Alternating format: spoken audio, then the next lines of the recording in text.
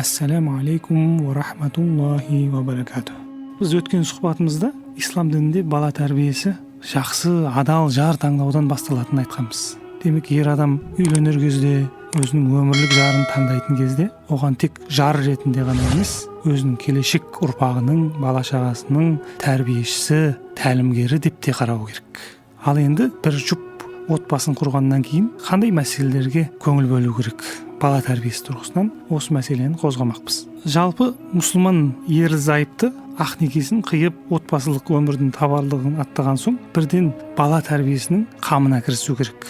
Себебі бала тәрбиесінде жүктілікке дейінгі кезең де өте маңызды. Ислам діні бұл кезең жайлы ерлі-зайыптыларға анық бағдар көрсеткен.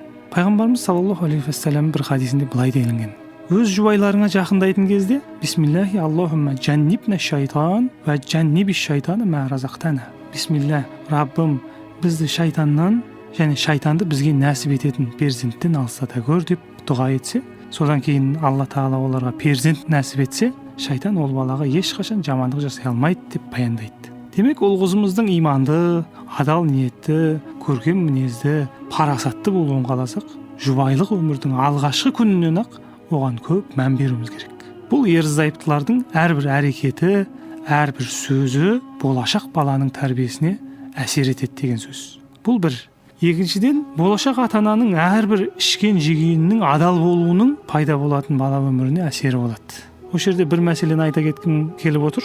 Күллі жан-жануардың өзі ұрпақ қамына кірісерде судың тұнығын ішіп, шөптің асылын жеуге тырысатынын ғалымдар бүгінде зерттеп үлгерген. Ал енді ең көркем үлгіде жаратылған адам баласы өмірін жалғастырар ұрпағының келешегі үшін шариғатымыз бұйырған адал асты ішіп жеу керектігі сөзсіз.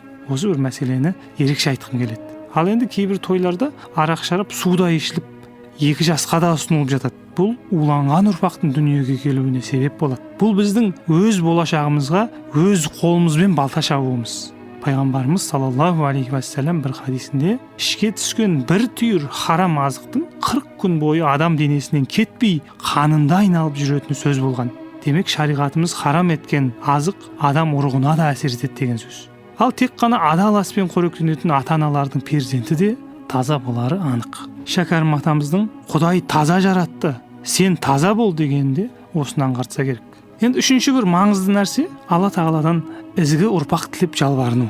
Дінімізде Алла тағалаға жалынып, дұға етудің орны орасан. Өйткені дұға мүминнің қаруы, діннің тірегі, аспан мен жердің нұры. Құран кәрімге қарап отырсақ, адамзат тарихында өткен пайғамбарлардың көпшілігі Алла тағалаға жақсы перзент сұрап дұға жасаған.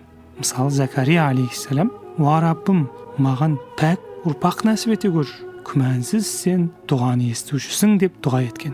Ал Ибрахим пайғамбар алейхиссалам: "Бисмиллахир-рахманир-рахим, Рабби хабли минас-салихин", "Уа Раббым, маған салихалы ұл бере көр" деп дұға жасаған. Алла тағала оны қабыл етіп, пайғамбар болатын өте ықыласты Исмайылды нәсіп етеді. Содан соң осы әкелі балалы пайғамбарлар Қағбаны салып бітіргенде былай деп дұға жасаған тағы бар: "О Раббымыз, бізді саған бас иетіндерден қыла көр, ұрпағымыздан саған бағынатын үммет шығара көр".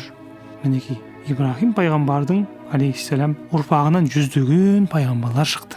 Ал Исмайылдың ұрпағынан адамзаттың асылы Мұхаммед саллаллаху алейхи вассалам дүниеге келді. Енді біз қазақ халқы қазірге дейін кімнің милләтісің деп сұрағанда, Ибрахим пайғамбардың миллетімін деп жауап беруіміз де осыдан. Сондай-ақ Ибрахим пайғамбардың бисмиллахир-рахманир-рахим Рабби жальни муқимас-салати ва мин зуррияти Раббана ва тақаббал дуа. Уа Раббым, мені және ұрпағымды намазын тастамай оқитындардан ете көр, осы дұғамды қабыл ете көр деп діндар ұрпақ тілегені де бар. Енді жинақтай келе айтарымыз, шариғатымыз балаға туылмай жатып мән беруге шақырады. Жақсы жар таңдаудан бастайды. Ал енді қыз баланың мен кейін ана болам деп, ұл баланың мен ертең әке болам деп өзінің жанын, тәнін таза ұстауын қосатын болсақ, онда бұл мәселе одан да тереңдей түседі. Енді баланың дүниеге келгеннен соң атқарылар шаралар өз алдына бөлек әңгіме. Алла тағала баршамызға пәк ұрпақ нәсіп етсін. Ва ахиру дa'вана алхамдулиллахи раббил аламин.